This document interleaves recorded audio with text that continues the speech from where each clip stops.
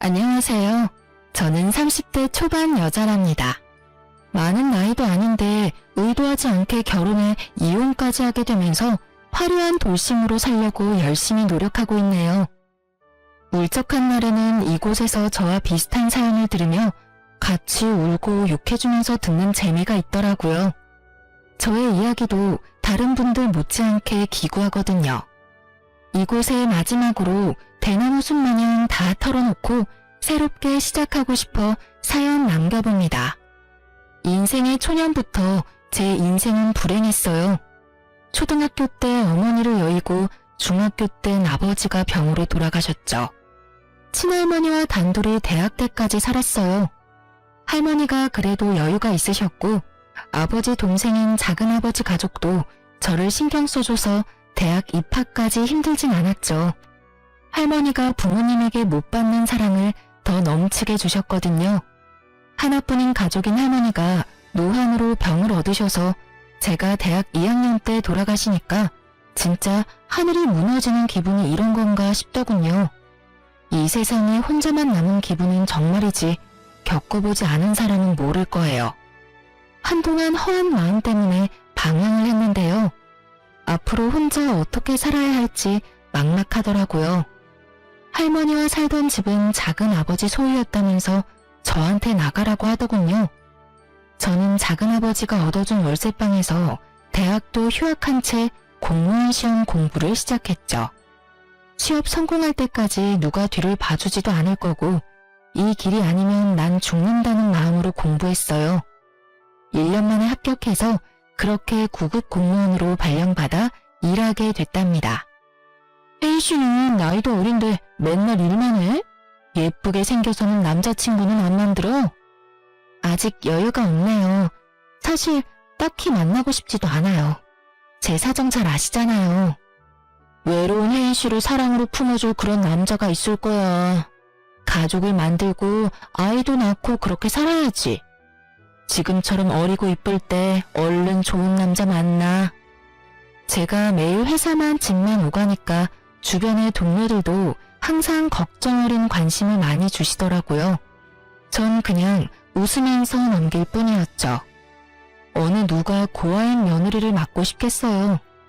전 남한테 싫은 소리 하기도 싫고 듣기도 싫은 성격이라 그냥 나 혼자 밥벌이하며 살자는 비혼주의자였어요.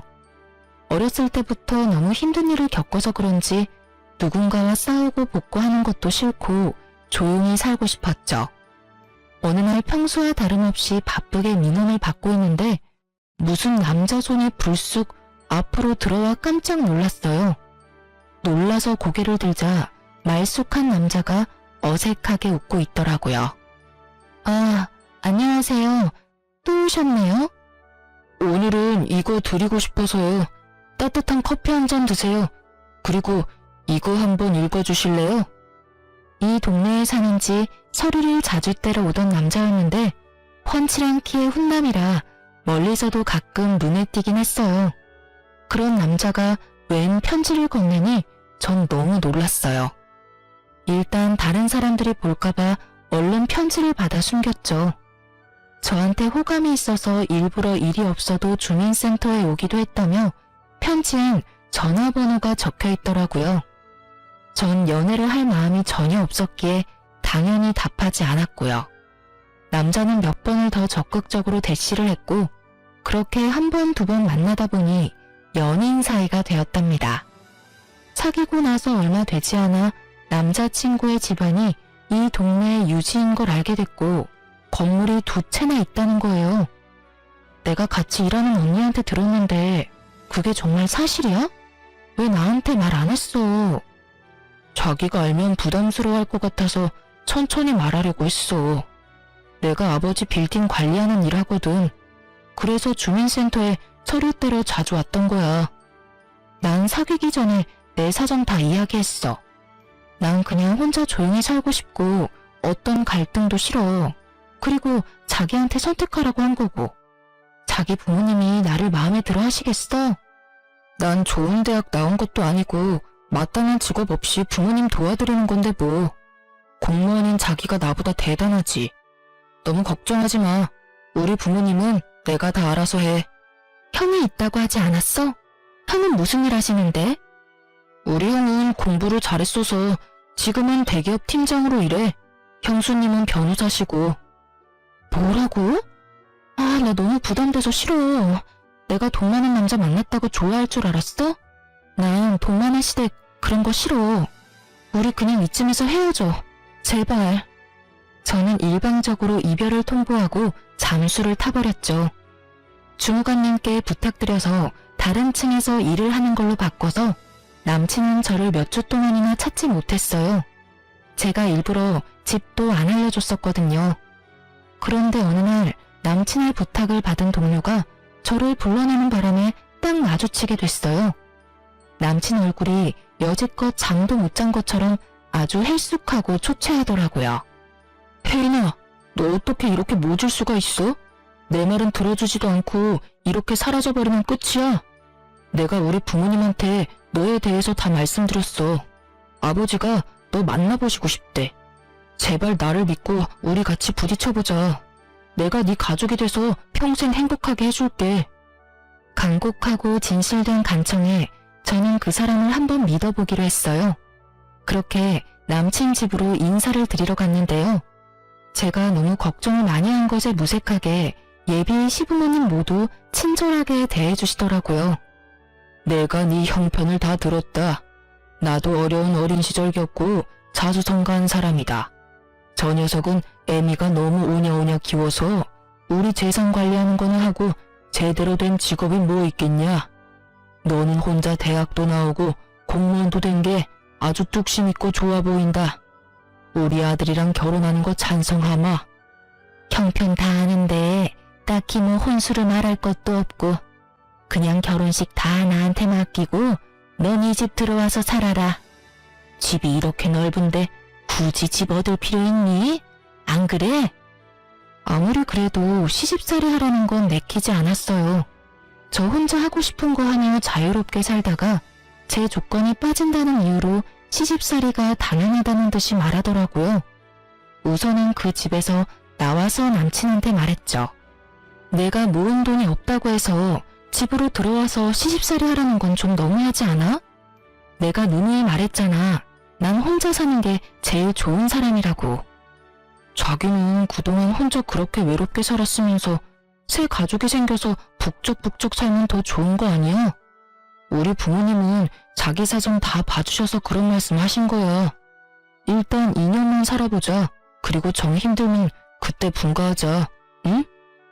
제가 몇 명 없는 친구들이나 동료들한테 고민을 털어놔봤지만 다들 호강에 겨운 소리라고만 하더군요. 그렇게 부잣집에 시집가면서 포기할 줄도 알아야 된다나요? 남편이 번갯불에 콩 볶아먹듯이 얼마나 결혼을 밀어붙이던지 한 달도 지나지 않아 시모와 결혼식 준비를 하게 되었죠. 식장이며 드레스며 웨딩 촬영이며 모두 시모와 함께 갔고 시모가 원하는 걸로 골랐어요. 제 의견은 아주 칼같이 잘라버리더라고요. 민준이 형도 이 호텔에서 결혼식 했다. 여기가 손님 부르기에도 좋고 가장 괜찮아. 여기로 해. 여기 식대가 너무 비쌀 것 같은데. 그리고 전 올 하객도 별로 없어요. 너 고아인 거 내가 모르고 결혼시키니?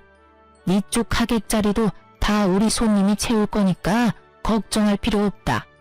생각하면 할수록 참 첫째 결혼이랑 너무 차이가 나서 손님들 보기 벌써 민망하다. 며느리한테 티쪼가리 하나 못 받고 결혼을 시키다니 원. 어머니, 저도 성의껏 준비할 수 있어요. 말씀해 주시면 준비해 볼게요. 저도 모아둔 돈 있는데 돈 한 푼 안 들이고 결혼하면 제 마음도 편치가 않아요. 됐다. 내가 너한테 뭘 받겠니? 네가 뭘 해준대도 내 맘에 찰 것 같지도 않구나. 그냥 내가 봉사하는 셈 치고 다 해주마. 대신 결혼해서 며느리 돌이 잘하는 걸로 갚아. 저는 연예 기사에서나 봤을 법한 호텔에서 결혼식을 했어요.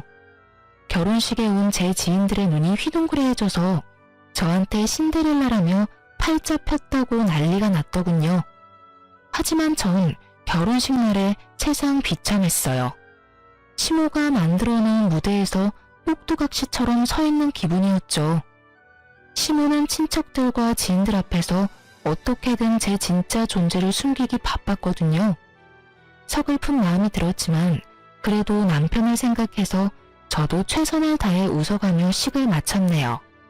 신혼여행 다녀오자마자 시댁에 들어가 살게 되었고 지독한 시집살이가 시작되었습니다. 아버님은 아침 6시에 식사하시니까 앞으로 네가 아침 준비해라. 매일 5시에 일어나서 녹즙 만들고 아보카도 1개 자르고 달걀 반숙으로 2개 찌면 된다. 다 드시면 영양제 챙겨드리고. 저 8시까지 출근해야 되는데 어떻게 5시에 일어나나요? 저 아침잠 많아서 그렇게 일찍 일어나면 힘들어서 못 살아요. 얘 좀 봐.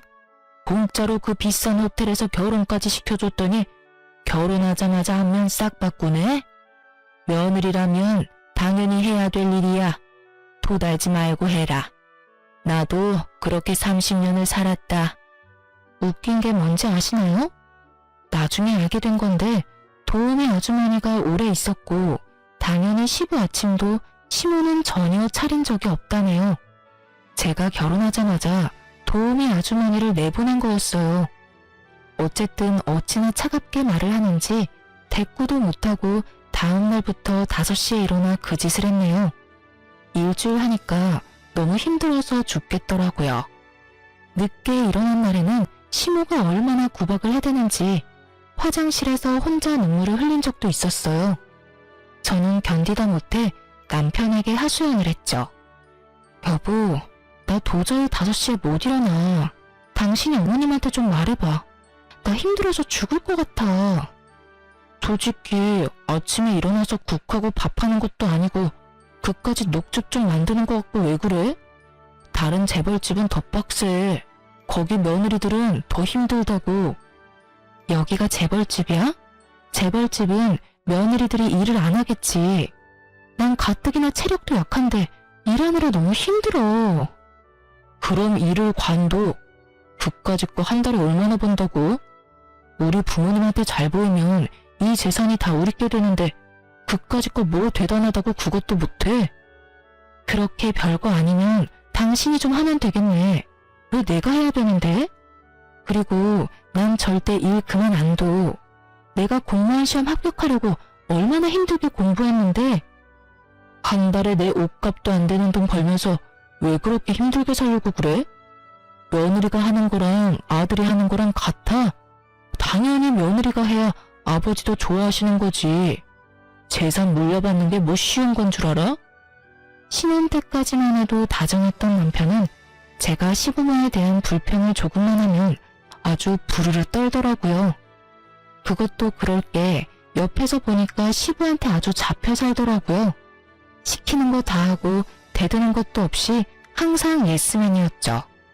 혹시나 자기 형한테 뺏길세라 그 잘난 빌딩 물려받으려고 성질 죽여가며 시부 비위를 맞추고 사는 거였어요. 그러니 시부모는 저를 더 우습게 보고 아주 가정부 부리듯이 명령을 하는데 너무 화가 나고 스트레스가 쌓여갔죠. 이번 주말엔 커튼 좀 다 뜯어서 갈아라. 넌 없이 사느라 몰랐겠지만 커튼도 계절마다 가는 거야. 저 일하느라 너무 힘들어서 주말엔 쉬고 싶어요. 제가 커튼 업체 불러서 해결할게요. 저한테 시키지 말아주세요. 얘 말하는 싸가지 좀 봐. 그 업체 부르면 그건 누구 돈인데? 있는 집 시집 왔다고 아주 돈을 물 쓰듯이 쓰네. 그깟 푼돈 벌면서 지금 누구 앞에서 돈 번다고 유세야? 너 그 거지 같은 동사무소 당장 관둬. 집에 들어앉아서 살림이나 똑바로 해. 제가 그냥 참고 넘어가는 날이 많으니 시모는 점점 도가 지나치기 시작하더군요. 어느 날은 시모가 제가 일하는 주민센터에 와서는 제 앞을 알짱거리며 궁시렁대기까지 했죠. 별로 하는 일도 없어 보이는구만. 맨날 뭐가 힘들다고 거짓말을 해대? 도대체 얌전한 얼굴에 뭔 가면을 쓰고 있는지 알 수가 있어야지. 어머니, 지금 제가 일하는데 와서 뭐 하시는 거예요? 빨리 돌아가 주세요. 아니, 더우면 에어컨 쐬러 오고 추우면 히터 쐬러 올 수 있는 곳이 동사무소 아니야? 네가 뭔데 나한테 가라 말았니? 내가 뭐 너한테 볼 일이 있어서 왔다고 했니? 내 입으로 내가 말도 못해. 별것도 아닌 게 잘난 척은. 동료들 보기가 얼마나 민망하고 부끄러웠는지 몰라요. 가뜩이나 제가 결혼 잘했다고 질투했던 동료도 있었는데 이젠 시집살이 한다고 제 뒤에서 수군대더군요. 솔직히 혜인 씨가 엄청 예쁜 것도 아니고 잘난 것도 없는데 어떻게 결혼했나 했어. 역시 시집살이를 엄청나게 하나 봐. 하긴 그 부잣집에서 혜인 씨 조건이 마음에 들겠어. 그 시어머니 와서 하는 것 좀 봐. 집에선 얼마나 더 할까? 불쌍하다 불쌍해. 그러게 너무 차이가 나는 결혼한 대까지 뭐. 어쩌겠어. 다 감수해야지. 제 앞에선 아무 말도 안 했지만 자기들끼리는 제 이야기를 이러쿵 저러쿵 하니까 일할 때도 눈치가 보이고 위축이 되더라고요. 진짜 집에서도 괴롭고 직장에서도 괴로운 날들이 이어졌죠. 전 어릴 때부터 참는 것에 익숙한 삶을 살았어요. 그래서 시모의 괴롭힘과 남편의 무관심, 동료들의 영민을 가장한 은근한 따돌림을 묵묵히 견디며 그렇게 3년의 결혼 생활을 이어갔답니다. 겉으론 내색하지 않았지만 제 속은 아주 썩어 문드러졌죠. 특히 시모 때문에 정신과라도 찾아가고 싶을 정도로 우울증에 시달렸어요. 특히 명절에는 제가 대부분의 음식을 해야만 했는데요.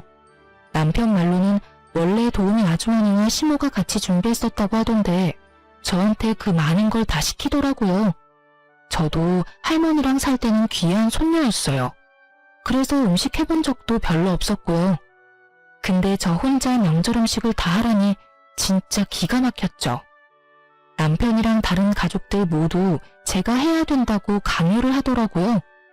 시모는 내가 하고 있으면 자기가 와서 마무리를 한다더니 정작 소파에 누워서 손톱이나 다듬고 있었어요.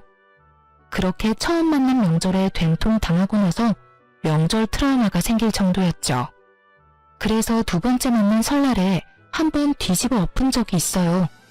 첫 번째 명절엔 그러려니 넘기려고 했는데 두 번째 맞은 설날에도 형님은 설날 당일 점심에 와서 밥만 먹고 봉투만 주고 가려고 하더군요. 설날에도 출근해야 한다면서요. 더군다나 저한테 대하는 것과는 너무 다르게 사근사근한 시모를 보니 부하가 치밀더군요. 아무리 바빠도 같은 며느리인데 형님은 와서 밥만 먹고 가는 건 아니지 않나요? 여보, 왜 이래? 떡국 잘못 먹었어? 형수님이 얼마나 잘 나가는 변호사인데 엄청 바쁘다고. 아, 미안해 동서. 내가 요리는 젬병이고 내가 명절에 더 바쁜 건 사실이야. 너 미쳤어? 아니, 지금 하늘 같은 형님한테 이게 무슨 태도야? 너는 고아에다 근본도 없는 주민센터 시다발이고 얘는 국내 최고 로펌 변호사인데 같은 며느리라고 같은 대접이라도 받고 싶어? 기가 막혀 진짜. 시모가 저한테 상스러운 말까지 해대며 비난하는 동안 아무도 제 편을 들어주지 않더군요. 심지어 남편은 시모를 말리기는커녕 잘못했다고 빌라더라고요. 저는 서러운 마음을 참지 못하고 그렇게 집을 뛰쳐나갔어요. 그 후로 어떻게 됐을 것 같으세요? 너 나간 김에 아예 완전히 나가버려. 그냥 짐 싸서 나가라고. 감히 누구한테 음식을 하라 마라 못하겠다고 난리야. 그냥 이혼해. 이혼하라고 하면 누가 무섭나요? 그럴게요. 이혼하고 나가면 되잖아요. 당장 부모님한테 잘못했다고 해. 대들지 말고. 제가 잘 말할게요, 엄마. 시모가 자기를 무시했다면서 당장 이혼하라고 난리를 쳤고 저도 시모가 너무 끔찍해서 이대로 이혼하고 싶더라고요. 이혼하는 게 희망으로 느껴졌다면 믿어지시겠나요? 근데 시부가 딱 한마디로 상황을 종결시켜버렸죠. 내 눈에 흙이 들어갈 때까지 이혼은 없다. 남들 부끄럽게 무슨 이혼이야? 당신도 또 한 번 그런 소리 꺼내면 당신부터 이혼이야. 알았어? 시모는 이혼당하는 게 무서웠는지 그 후로 이혼 소리는 못하더라고요. 그 대신 저를 더 교묘하게 괴롭혀만 갔어요. 저는 세 번째 만난 추석이 다가오자 가슴에 돌덩이를 얹은 것 같고 잠잘 때도 눈물이 줄줄 흐를 정도였죠. 아무리 빠져나오려고 해도 깊은 늪에 빠진 것처럼 무기력하고 제 자신이 한심해만 보였어요. 바보같이 왜 당하고만 있냐고 하실 분도 있을 거예요. 근데 제 편을 들어줄 가족 한 명 없는 처지에 저를 나쁜 며느리 이상한 애로 몰고 가는 시댁에서 살아보세요. 나중엔 진짜 제 자신이 이상한가 보다 이런 생각까지 하게 되더라고요. 그러던 중에 저에게 편지 한 통이 왔는데요. 영 내용을 알 수가 없어 변호사인 형님에게 좀 물어보기로 마음을 먹었어요. 그래서 변호사 사무실로 찾아가 봤죠. 형님은 그래도 친절하게 저를 맞아주더군요. 그동안 명절 때 아니면 만난 적도 없고 대화도 별로 해본 적이 없어서 저를 무시한다고 생각을 했었거든요. 형님에게 편지에 대해 조언을 들은 뒤에 나가기 전에 용기 내어 한마디 했죠. 형님, 바쁜 건 알겠는데 그래도 명절엔 와서 좀 도와주셔야 되지 않아요? 저 혼자 그 많은 음식 해야 되는데. 나도 참 난감하네. 지금까진 도우미 아주머니 여러 명이 음식 준비해서 난 그런 부담이 전혀 없었는데. 나도 동서 혼자 땀 뻘뻘 흘리며 하는 거 보면 당연히 마음 편치가 않아. 어머니가 왜 갑자기 그러시는지. 제가 마음에 안 들어서 그러는 거죠. 저 골탕 먹이려고요. 제가 언제까지 버틸 수 있으려나 싶네요. 형님의 두루뭉실한 대답을 듣자 역시나 내 편은 아니라는 생각이 들더군요. 그렇게 지옥 같은 추석 전날이 찾아왔어요. 근데 아침에 초인종이 울려 나가보니 형님이 카트에 뭘 가득 싣고 왔더라고요. 아니 네가 이 아침부터 웬일이니? 이번 명절엔 뭐 휴가라도 낸 거니? 나야 우리 큰며느리 얼굴 보니 반갑고 좋네. 내일 못 올 것 같아서 오늘 대신 왔어요. 동서 이것 좀 받아줘. 다 주방에 놔주면 돼. 아니 이게 다 뭐니? 먹을 걸 사온 거야? 네, 명절 음식 다 사왔어요. 송편도 유명한 떡집에서 넉넉하게 사왔고요. 제가 아는 유명한 한정식집에 일부러 부탁해서 예약 걸어서 사온 거예요. 음식 만들려고 장도 다 봐왔는데 덜컥 이렇게 사면 어쩌니? 말이라도 해주지. 미리 말씀드리면 당연히 필요 없다고 하셨을 거 아니에요? 장 본 건 나중에 해먹으면 되는 거고 이번 추석엔 제가 사온 음식으로 명절 지내세요. 제 성의 봐서라도요. 동서도 이번 추석에 좀 쉬어. 친정 없어도 하루 정도는 호텔에서 푹 쉬는 것도 좋지. 내가 하루 잡아줄게. 내일 모레 어때? 어머 얘, 그게 무슨 말이야? 그럴 필요 없다. 네 덕에 음식도 안 할 건데 뭐가 힘드니? 그래도 사람은 혼자 푹 쉴 시간이 필요해요, 어머니. 저도 가끔 혼자 푹 쉬어야 좀 충전이 되더라고요. 내가 회원으로 있는 호텔 알려줄 테니까 내일 모레 하루 쉬고 와. 자세한 건 내가 문자로 보내놓을게. 형님이 말하니까 시모는 입만 삐죽거리고 정작 반대는 못하더라고요. 대신 그 분풀이는 저를 향했죠. 명절이라고 친척들 다 모여있는데 시모가 저를 쓸데없는 일로 계속 불러대기 시작했어요. 여기 수정과 좀 더 내와. 다 떨어진 거 안 보여? 야, 여기 더럽잖아. 얼른 걸레 가져와서 닦아. 아주 명절에 음식도 안 만들어서 살판 났지? 친척 어른들 다 계시는데 빠릿빠릿 움직여야지. 이렇게 굼떠서야 내가 창피해서 못 산다. 저기 저상 얼른 다 정리하고 새로 차려라. 저는 더 이상 참을 수가 없었어요. 시모가 큰 소리 칠 때마다 친척들도 저를 보며 수군거렸고 눈빛을 주고받으며 키득거리기까지 했어요. 제가 왜 이런 취급을 받아야 하는지 부하가 치밀었죠. 저를 무슨 시종 부리듯이 야야 거리는 시모 면상에 결국 못 참고 걸레를 집어 던졌죠. 야, 이게 미쳤나? 너 지금 나한테 걸레 던졌어? 너 정신 나갔어? 이제 사람 좀 그만 괴롭혀요. 당신 때문에 정신병 걸리기 직전이니까. 이 미친 할망구야, 적당히 좀 하라고. 야, 너 미쳤어? 어머니한테 무슨 말버릇이야. 당장 무릎 꿇고 싹싹 빌어. 당장. 싹싹 빌어야 될 건 너랑 네 엄마야. 사람 취급 안 하고 괴롭히는 게 즐겁니? 네가 중딩이야? 이 마마 파파보이 새끼야. 그깟 재산 받으려고 네 마누라가 어떤 취급받는지 뻔히 알면서 모른 척이나 하고 평생 지켜준다며, 울타리가 돼준다며, 이 비굴한 자식아.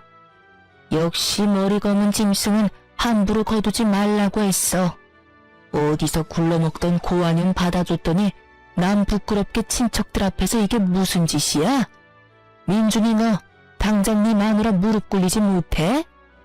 남편이 시모 말을 듣자마자 제 어깨를 잡아 누르면서 억지로 무릎을 꿇리게 하는 거 있죠. 제가 남편을 확 밀어버리자 남편이 눈을 번뜩이더니 제 뺨을 때리는 게 아니겠어요? 뺨을 맞는 순간 제 눈에서 별이 반짝하더군요. 저도 질세라 남편 뺨을 갈겨버리고 머리통도 마구 때려버렸어요. 야, 나 더 이상은 너랑 못 살아. 부모한테 한 푼이라도 더 받으려고 빌빌대는 이 한심하고 찌질한 놈아. 야, 너 미쳤어? 이 거지 같은 게 지금 누굴 때려? 이쁘다 이쁘다 해주니까 간이 배 밖으로 나왔냐? 그래서 내가 집안 보고 결혼해야 된다고 했지? 보고 배운 게 없으니 이렇게 상스럽게 굴지. 너 당장 얘랑 갈라서라. 애 없을 때 버려버리라고. 사람들 앞에서 며느리한테 야야거리는 게 더 저지르고 상스러운 거야, 이 아줌마야. 갈라서라고? 웃기고 있네. 내가 네 그지 같은 아들 버리는 거야. 알았어? 저는 그 길로 그 지옥 같은 집구석을 나왔어요. 사실 그 전에 제 명의로 아파트를 미리 구해놨었죠. 혼자만의 공간에 있으니 그제야 숨통이 트이고 진짜 살 것 같더군요. 저는 미리 상담했던 변호사와 바로 소송을 시작했어요. 소장을 받은 남편이 전화를 했더군요. 어쨌든 정리는 해야 했기에 카페에서 만났죠. 남편이 저를 보며 한심하다는 듯이 혀를 차는 게 기가 막혔어요. 지 부모 없으면 백수 주제에 뭐가 잘났다고 저러는지 말이죠. 이혼 소송은 아무나 하는 줄 알아? 그거 하면 돈이 얼마나 들어가고 시간이 들어가는데 네 쥐똥 같은 월급으로 감당할 수 있겠어? 너랑 네 엄마 엿먹일 돈은 충분히 있으니까 걱정 끄셔. 내가 그동안 살았던 정도 있고 하니까 합의금 명목으로 돈 좀 줄게. 소송 취하하고 그냥 합의 이혼이나 해. 대신 우리 집에서 있었던 일은 발설하지 않는다는 각서 하나 써. 아, 진심으로 웃겼다. 야, 니네 집이 뭔 삼성, 현대, 재벌집이야? 다 아침 드라마 많이 본 네 엄마 머리에서 나온 거겠지. 그래서 각서 써주는 조건으로 얼마 줄 건데? 5천 줄게. 우리가 4년밖에 안 살았는데 그 정도면 많이 주는 거야. 고작 5천 갖고 재벌 코스프레를 하시겠다? 그딴 조건 내걸려면 10억은 가져와야지. 소송 이기면 그거보다 많이 받겠다. 좋은 변호사나 구해.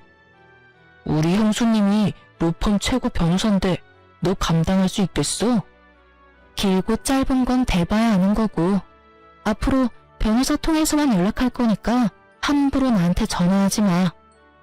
약 5개월의 이혼 소송이 이어졌어요. 저는 다른 곳으로 발령 신청해서 근무지도 옮겼고 그 사이에 진급도 했죠. 이혼 소송이 괴로울 줄 알았는데 전혀 아니었어요. 그 집구석에서 스트레스 받고 우울증 걸리는 것보다 혼자 일하며 혼자 꾸려나가는 삶이 정말 만족스러웠죠. 소송 비용도 전혀 부담되지 않았어요. 그만한 비결이 있었거든요. 어느 날 형님한테 전화가 와서 반갑게 받았죠. 동서, 아니, 혜인아, 잘 지내고 있지? 오늘 확정 판결 난 거 들었어. 우리 박 변호사 일 잘하지? 승소한 거 축하해. 다 형님, 아니, 언니 덕분이에요. 정말 감사해요. 언니가 제 인생의 은인이에요. 덕분에 재산 분할도 넉넉하게 받아서 1억 넘게 받을 것 같아요. 그 집구석 지금 그 돈 마련하느라 쩔쩔 거야. 아마 그 돈 없을 거거든. 나도 한 달 전에 이미 이혼 소송 들어갔어. 결국 아주버님 사고 친 거예요? 그 인간 때문에 결국 건물 하나 경매로 넘어갔어. 그래서 그거 보고 바로 나도 소송 시작했지. 그 인간 안 보고 사니까 진짜 살 것 같아. 사실 전 형님의 도움을 참 많이 받았어요. 결혼하고 3년까지만 해도 형님과 제대로 대화도 못 해봤는데요. 제가 형님의 사무실로 찾아간 날부터 우리의 인연이 제대로 시작되었답니다. 제게 날라온 편지가 다름 아닌 소장이었고 용어가 너무 어려워 어렵사리 형님에게 물어봤답니다. 차가워 보였던 형님은 생각보다 다정하고 바른 사람이었어요. 돌아가신 할아버지 앞으로 토지가 있으시네. 근데 상속자를 동서로 해놓으셨는데 작은아버지가 동서한테 일부러 숨기셨나봐. 이 합의서로 동의하거나 그냥 무시하면 작은아버지한테 넘어간다는 내용이야. 토지 받고 싶으면 소송을 해야 할 것 같아. 어떻게 할래? 어쩐지 작은아버지가 할머니 돌아가시니 저랑 인연을 딱 끊어버리더라고요. 평소 같았다면 그냥 당하고만 살았겠죠. 형님이 저 좀 도와주세요. 소송 어떻게 하면 될까요? 그렇게 소송이 진행됐고 제가 승소해서 자그마치 10억 상당의 토지를 상속받을 수 있었어요. 작은아버지가 저한테 찾아와 협박도 하고 회유도 하면서 소송을 막으려고 별짓을 다 하더군요. 시집도 모자라 제 가족하고도 싸워야 한다니 진짜 너무 힘든 시기였어요. 하지만 형님이 작은아버지를 직접 만나 다신 저한테 연락 못하도록 해결해줬고 제가 무너지지 않도록 많은 도움을 줬답니다. 재테크에 밝은 형님 덕분에 절반은 팔아서 제 명의의 아파트를 샀고 절반은 묻어두었죠. 처음으로 제 집을 마련한 날, 형님을 초대해서 둘이 와인 한잔하며 속 깊은 얘기를 나눴어요.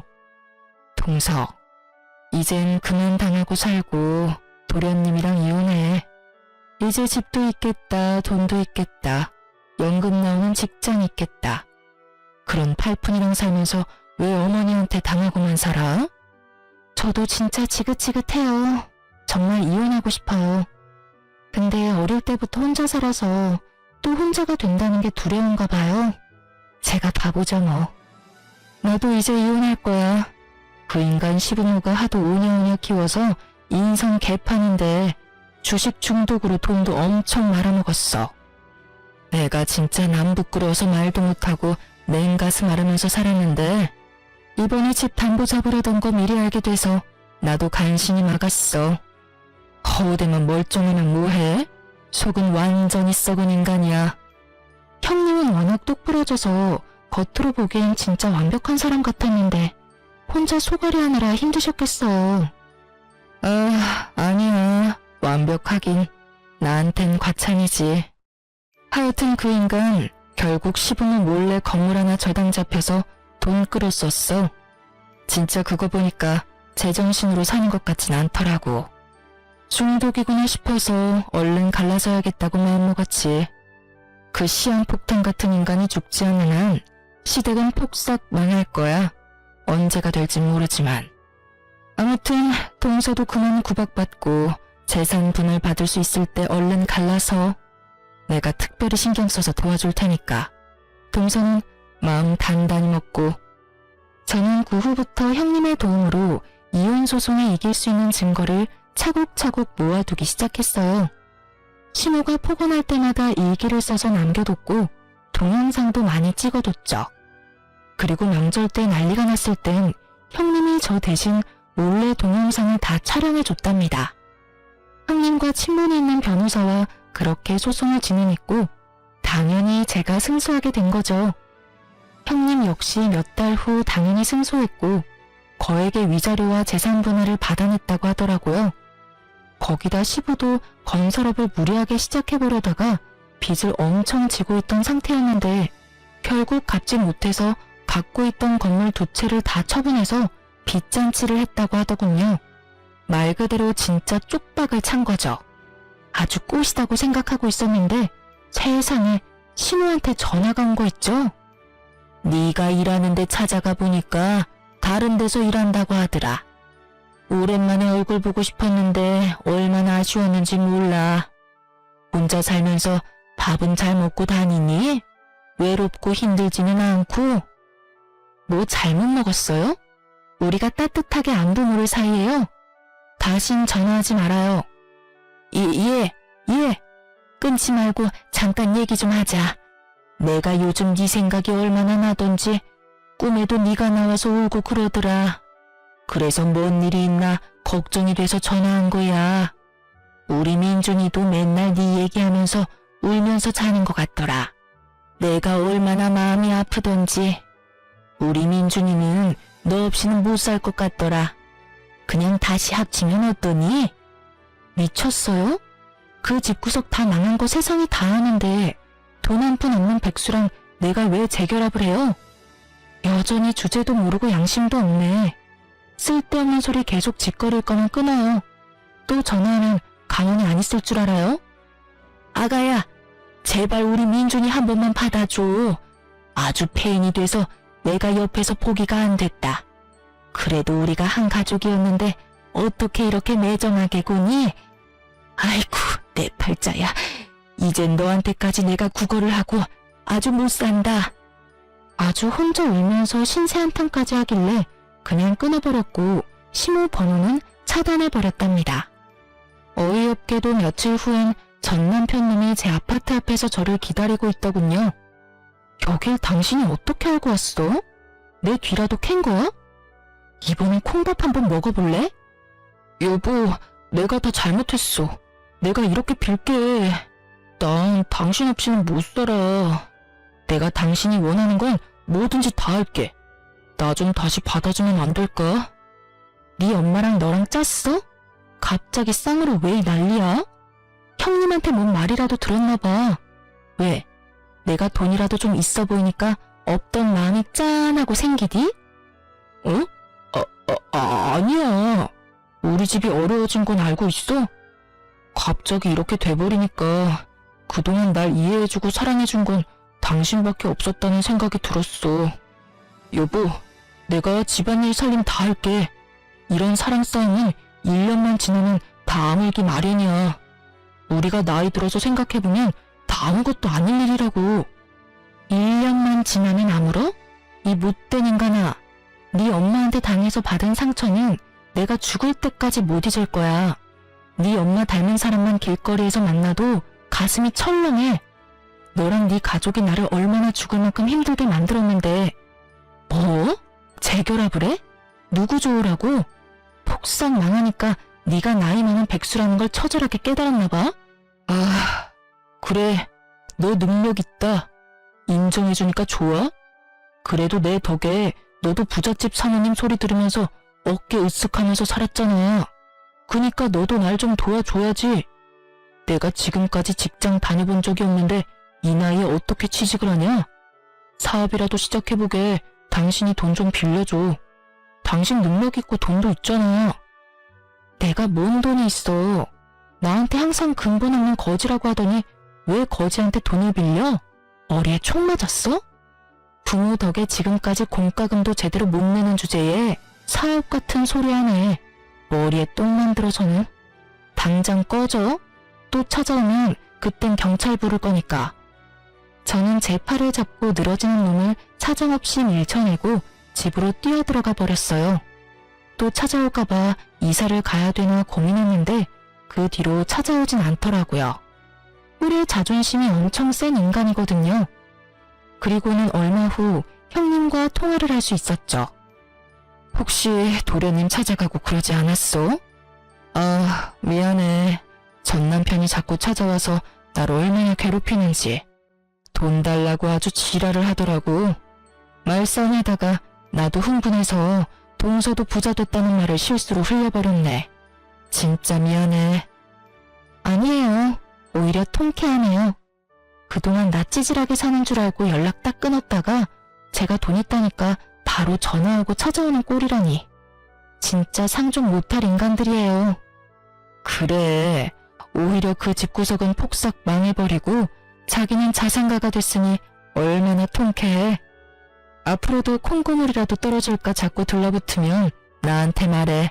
법적으로 해결해 줄 테니까. 매번 도와주신다니 정말 든든하고 감사해요. 진짜 친언니가 생긴 기분이에요. 그 후로 전 남편은 몇 번이나 제 아파트 앞을 서성거리고 저를 기다리더군요. 예전엔 명품만 입고 다니더니 이젠 그것도 다 팔아버렸는지 머리도 엉망으로 길고 옷도 거지같이 입고 있는 꼴이라뇨. 한 번은 시모랑 같이 서 있어서 진짜 기함을 했네요. 시모가 저를 보더니 제 손을 덥석 잡는 거 있죠? 아가야, 네가 이렇게 잘 됐다니 진짜였니? 이렇게 비싼 아파트를 샀단 말이야? 이 인간이 진짜 말귀를 못 알아듣네? 너까지 모자라서 네 엄마까지 불러와서 뭐 어쩌자는 거야? 아니, 엄마가 당신이 진짜 이 아파트에 사는지 확인을 해보자고 해서. 우리 엄마가 이 아파트 엄청 살고 싶어 하시거든. 너 혼자 살긴 여기 너무 넓지 않니? 방 하나 남는 거에 내가 좀 살면 안 될까? 내가 너 일할 동안 살림 다 해주마, 응? 지금 사는 데선 도저히 못 살겠다. 아줌마가 나한테 어떻게 했는지 다 잊었어? 어떻게 그딴 부탁을 해? 당장 꺼져, 이 소름 끼치는 아줌마야. 그 잘 살던 내가 이런 취급을 받다니.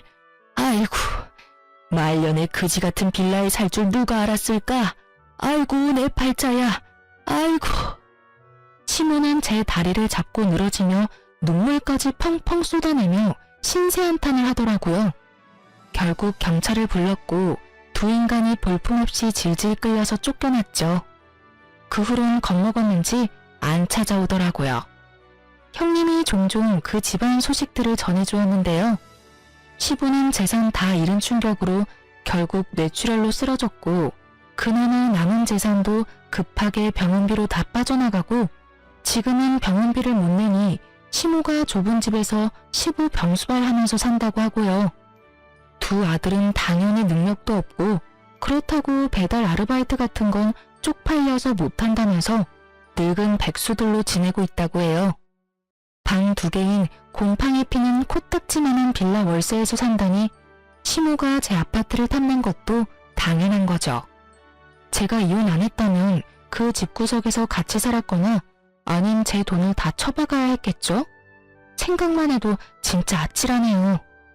저는 그 후로도 형님과 종종 만나서 식사도 하고 서로 생일도 챙겨주면서 친한 언니 동생 사이로 잘 지내고 있어요. 형님도 거지가 된 전 남편이 계속 사무실로 찾아오고 협박도 했다가 잘못했다고 울다가 돈 빌려달라고 하다가 별쇼를 다 해서 진저리가 났다네요. 결국 접근금지 신청하고 이젠 혼자 다른 지역에서 변호사 사무실 개업해서 멋진 대표님이 되셨답니다. 볼 때마다 진짜 멋진 사람이라는 생각을 해요. 시궁창 같았던 결혼 생활에서 남은 유일한 선물이 바로 전 형님이자 지금의 친한 언니네요. 이제 이혼한 지도 꽤 지났네요. 저는 여전히 성실히 일하면서 잘 지내고 있어요. 가끔 친구를 만나기도 하지만 워낙 혼자 지내는 걸 좋아해서 외롭지가 않네요. 정말 결혼해서 해방된 것만으로 저의 인생은 확 달라졌답니다.